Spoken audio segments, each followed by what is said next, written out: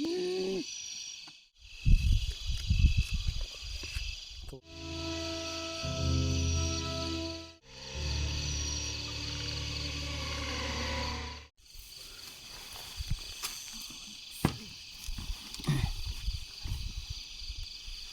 บสบายดีและก็สวัสดีพี่เพื่อนลุงปานาอาเบิร์ดมูสุคนเนาะและกาวันนี้เนาะพวกคอยกาได้พานมัน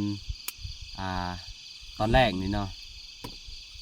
พวกคอยก็เลยเข้าไปทาอีกเนาะเพราะว่ายานพ้นตกเนาะมื้อนี้เนาะยานพ้นตกกูบ่ทันเนาะทุกคนเนาะและกาพวกเฮากะคอยก็ได้มาแต่ทาแต้งเนาะในวันมือซื่นเนาะมือวานนี้เนาะแต่ว่าพวกเขานี่ลกไปแล้วเนาะคอยก็เลยมาพานมือนี่เนาะเลยมาถ่าเนาะทุกคนเนาะแต่ว่าอยากฝากให้ทุกคนให้กำลังใจเนาะให้พวกเฮาทั้งสองเนาะกับเมียของเฮาเองเนาะอยากฝากให้ทุกคนไปติดตามเบิ่งรับส้มในคืนนี้เนาะว่ามันจะเป็นจะได้เนาะผลผ่าอากาศหรือว่าการนอนในเที่ยงให้เนาะแต่ว่าพวกเขาก็จะมาเฮ็ดธุรกิจแบบอีหยังเขาเนาะแบบวันนี้เนาะกับบ่อยากว่าเนาะทุกคนเนาะแต่ว่าก็อยากฝากให้ทุกคนไปติดตามนำพวกเขาเนาะโอเคเนาะแต่เขาก็อยากให้เมียของเฮานี่เว้านำ FG ทุกคนเนาะเพื่อทุกคนให้กำลังใจเนาะโอเคเนาะเฮาก็อยากให้เมียเว้าเนาะเพราะว่าหลายๆคนก็ได้บอกให้จอยให้เมียเว้าเนาะโอเคเนาะแต่เฮาก็อยากให้เมียเว้าเนาะแต่ว่าทุกคนก็อย่าลืมกดติดตามเพื่อกำลังใจคอยสองคน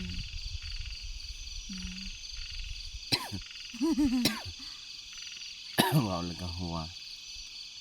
โอเคเนาะถือว่าเพิ่นก็อยากให้ทุกคนให้กำลังใจให้พวกเฮาเนาะช่วยติดตามเนาะ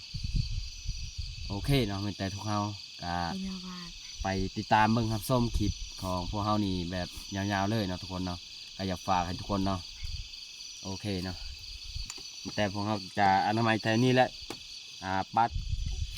ไม่เลยคนยาวาดว่านี่อยากเรียนอารมณ์เยตมกกุยหอมเป็นน้องอันเนวกับปูลมาอารมณ์เยเป็นแต่พวกอันเนวลาวก็มีเสียดักนาดอกบอลติดนะเดี๋ยวคอยจะหาฟืนมาดังเนาะทุกคนเนาะดังไฟไก่ดัง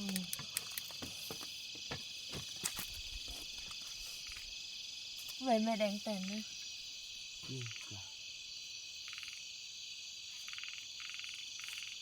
เงินนะครับโยกกันถัด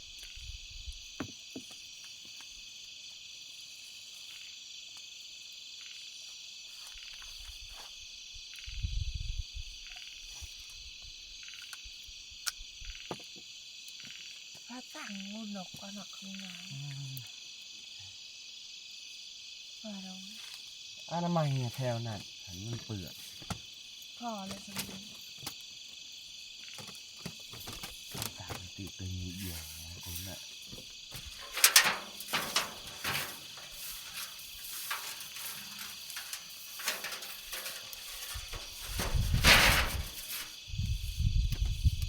ทำอีกไป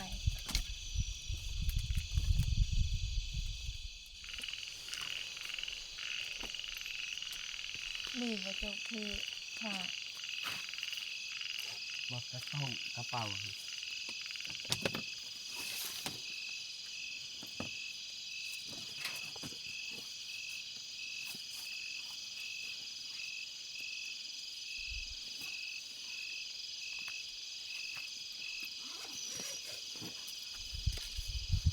คือบะหมี่บะหมี่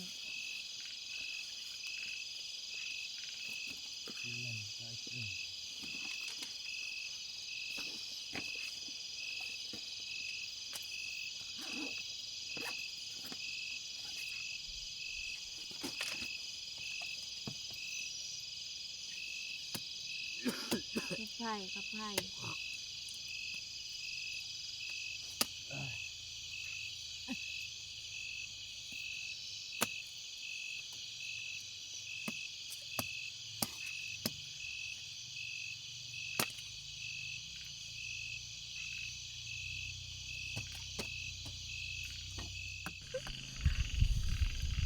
กับไผ่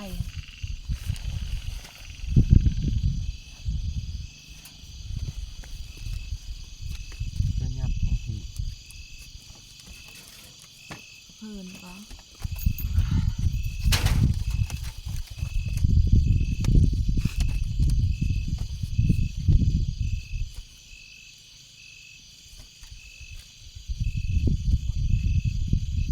เจ้น้ำบริเทณ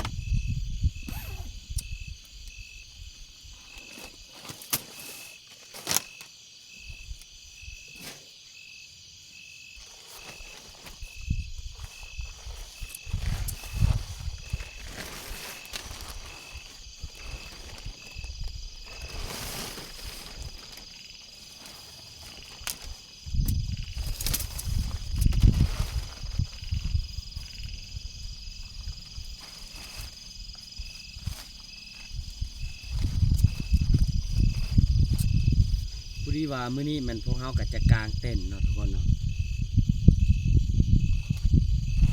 กางเต็นท์นอน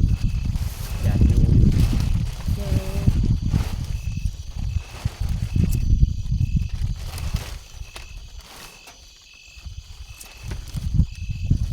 ดังมาเป็นนะลมพัด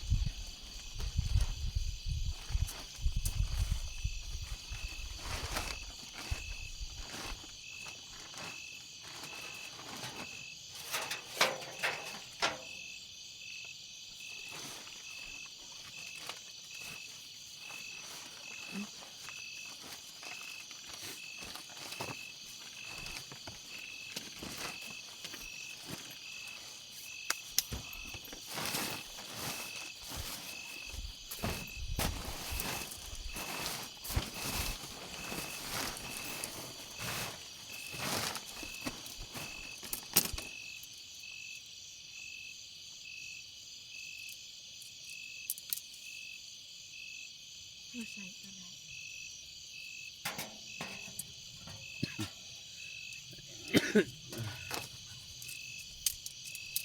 บ่ใส่ก็บ่ใส่ผ้าห่ม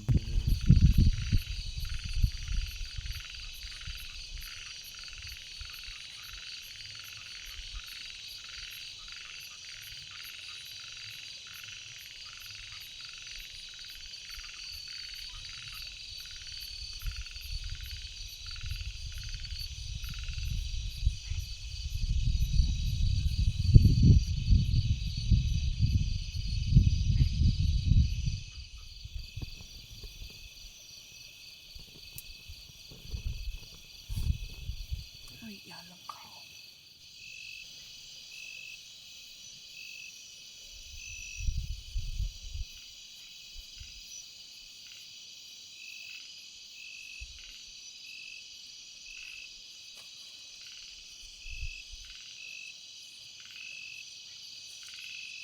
อะไรอยู่บนยังจะงาบไป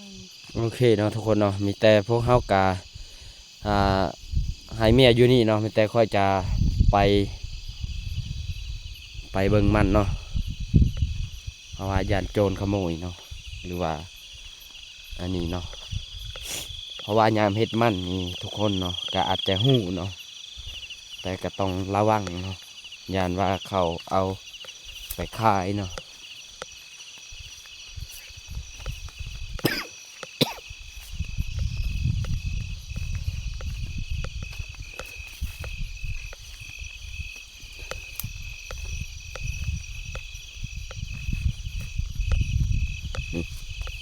ตัวนี้มันกองไว้เรียบร้อยนะทุกคนเนาะ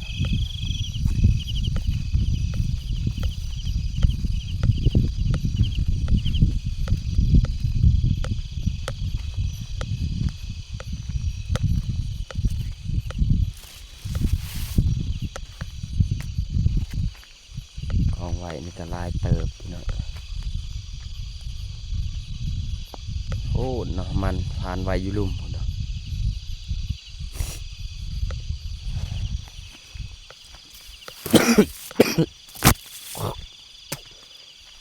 ต้องขอโทษขออภัยนำสิทุกคนเนาะเพราะว่าจอยกะเป็นหวัดเป็นไอช่วงนี้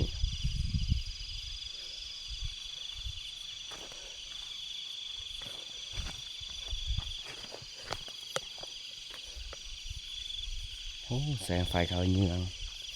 หาเหยื่อหาอยู่หากินเนาะทุกคนเนาะเหยื่อเขาอยู่พุ่นเลยเนาะมันไกลเนาะโอ้เห็นปะ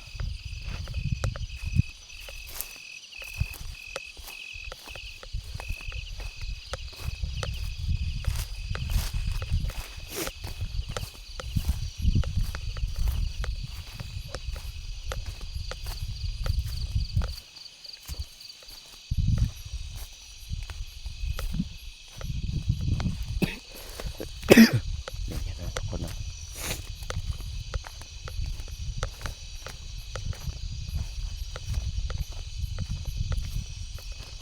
นี่แต่ว่าพวกเขากันยังบ่ทันได้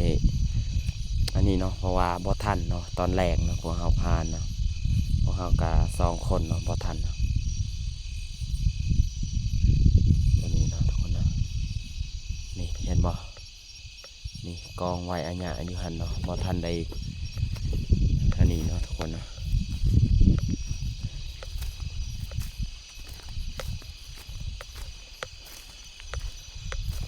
นี่ตัวนี้ก็ยังบ่ทันได้อันนั้นเนาะเพราะว่าบ่ทันนี่โอเคเนาะทุกคนเนาะเพราะว่าเราก็ได้พาทุกคนมาเบิ่งแต่ว่าก็บ่เป็นหยังเนาะแต่สิพาทุกคนกลับเนาะเพราะว่ามีอายุคนเดียวในกระตูบนะ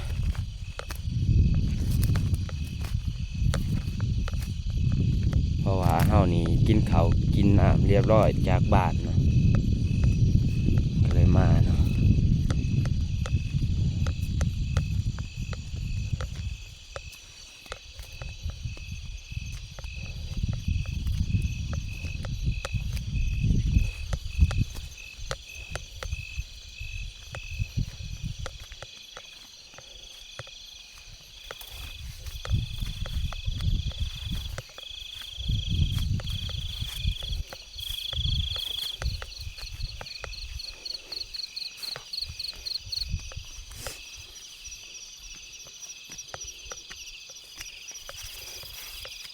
แล้วตอนนี้เราก็ได้มา แห้ง ฮะ แห้งประมาณ แห้งจังได้ผมผ่านมื้อนี้มาแหกถามขืน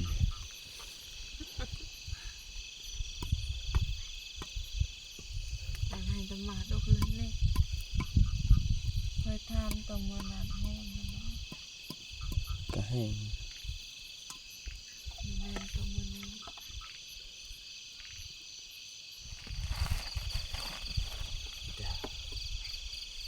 อ๋อขวัญเนาะทุกคนเนาะมันเพราะว่าลมพัดเนาะมันจะเข้ามาพี่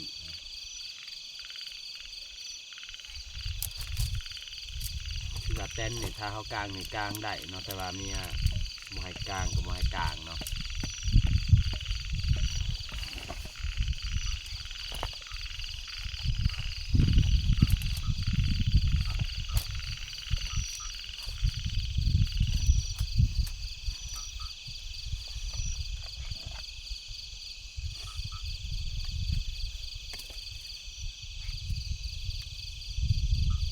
นี่เห็นบ่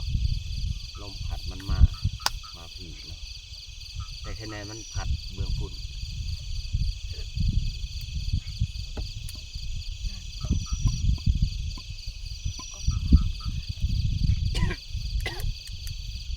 นี่บ่หวย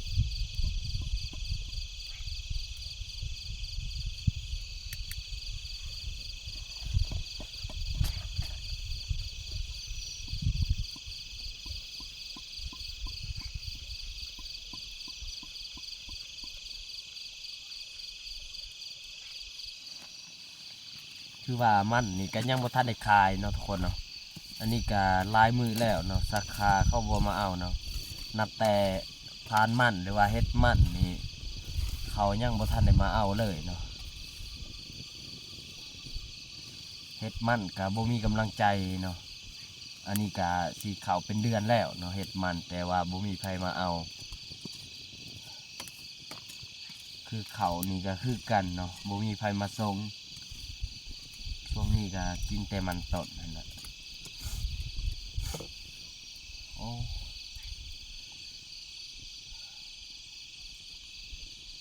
เยอะเลย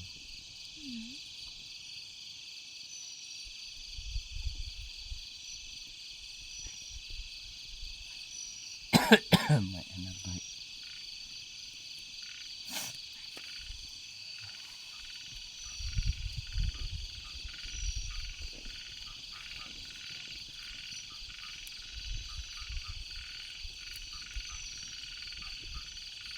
จับน้อง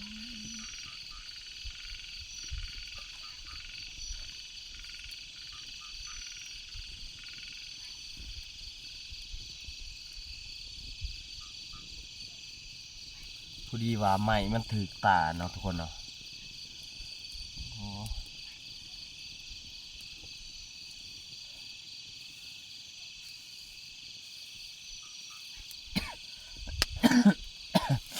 จังน้อยนี้เราจะตั้งไฟนี้ทางนอกเนาะเพราะแล้วก็ดอกไฟนี้อยู่นอกเนาะตั้งกอกเพื่อว่าปลอดภัยอันมันต้นของเฮาเนาะทุกคนเนาะโอเคเนาะมีแต่ตอนนี้พวกเฮาก็เตรียมจะเอาไว้อยู่นอกเนาะแล้วก็พวกเฮาก็จะพักผ่อนเนาะนอนเนาะแล้วก็เฮายังอีกจะลุกก็ตอนกลางดึกอีกเนาะเพราะว่าตอนนี้ก็น่าจะประมาณอยู่ที่10 โมงกว่าเนาะทุกคนเนาะประมาณนั้นเนาะ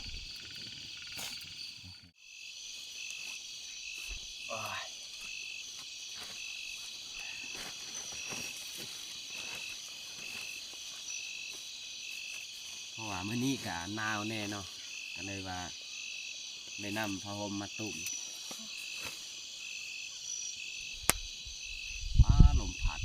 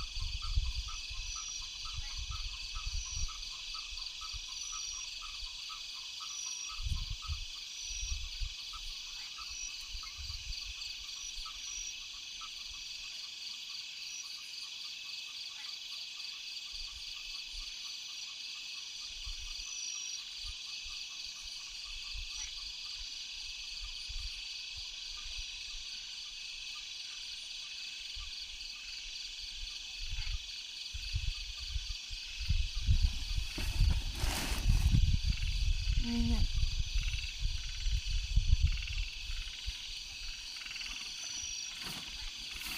นี่นะ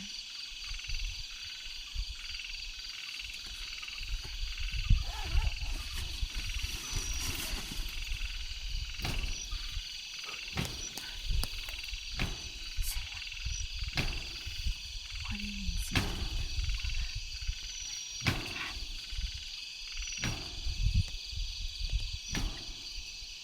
คือเสียงก็ตี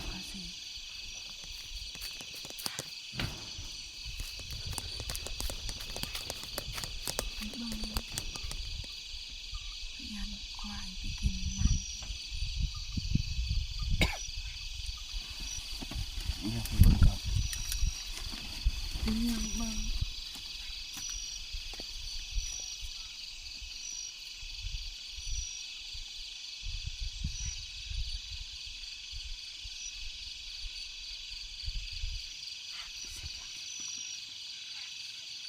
บ่เห็นนะ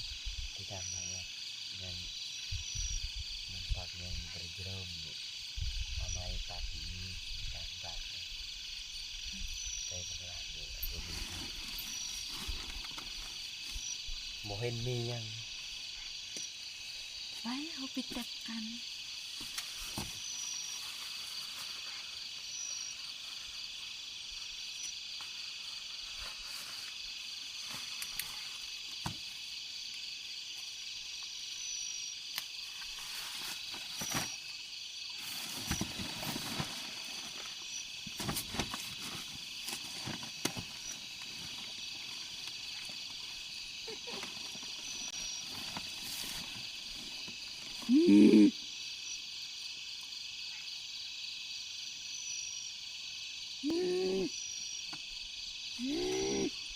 เฮ้ยเสียงหยัง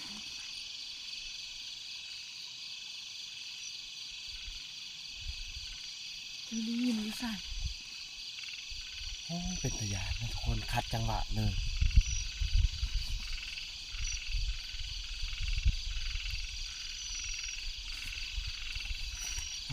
เป็นยังเบิ่ง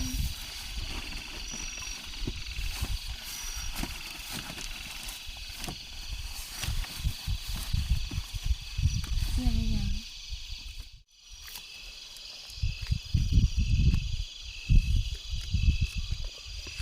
ก็บ่ได้เห็นอีหยังเลย โอ้มาขัดจังหวะ คือเสียงดัง เนื่องที่ผัวเมียเขาโอ้กำลังสนุกตั้งกองไว้อยู่นอกนี่แหละ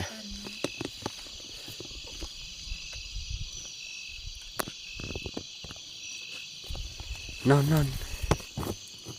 คือกวนเวลา